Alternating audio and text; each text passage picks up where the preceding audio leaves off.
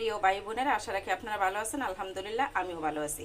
আজকে আমি আপনাদের সাথে শেয়ার করব গরুর মাংস দিয়ে কিভাবে আমি টিক্কা কাবাব বানাই। এখানে আমি 200 গ্রাম গরুর মাংস নিয়েছি।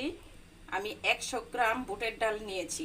এইগুলি এখন ভালোভাবে ধুয়ে নিয়েছি। এখন মাংস আর বুটের ডাল একসাথে করে আমি সিদ্ধতে বসিয়ে দিব। সিদ্ধতে বসানোর আগে আমি একটু লবণ দিয়ে নেব যেন ভালোভাবে সিদ্ধ।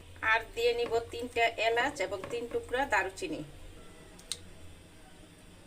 এখন পানি দিয়ে চুলায় বসিয়ে দিয়ে একটা ঢাকনা দিয়ে দিলাম যেন ভালোভাবে সিদ্ধ হয়। ডাল আর গরুর মাংস সিদ্ধ করা হয়ে গেছে, একদম শুকনো শুকনো করে নিয়েছি। এবার আমি শিলপাটায় বেটে নিব। এবার আমি শিলপাটায় বাটতেছি ডাল এবং মাংসগুলি। এটা সিদ্ধ করার সময় অবশ্যই মনে রাখবেন সবাই যেন একদম শুকনো শুকনো করে সিদ্ধ করা হয়, তা না হলে পানিতে সেতে হয়ে যাবে। মাংসটা বাটার সময় একদম মিহি হয় যেন এরকম সফট, তাহলে কাবাবটা বানাতে অনেক ভালো হয়। এইখানে আমি সবগুলি ডাল এবং মাংস বেটে নিয়েছি। এখন এটাতে কি কি উপকরণ দিব তা আপনাদের সাথে শেয়ার করব।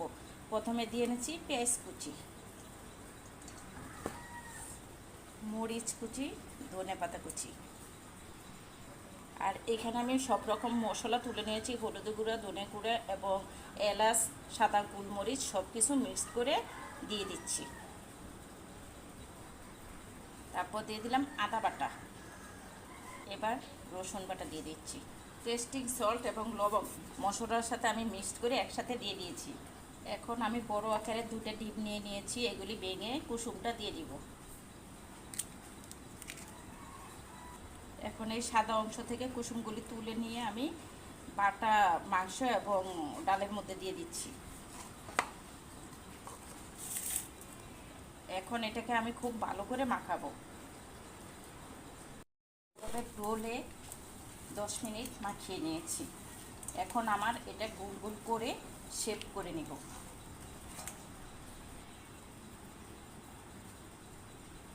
আমি কাবাবটা এই সাইজ করে বানিয়েছি, কিন্তু এটা ভাজার পর ফুলে আরও বড় হয়ে যাবে।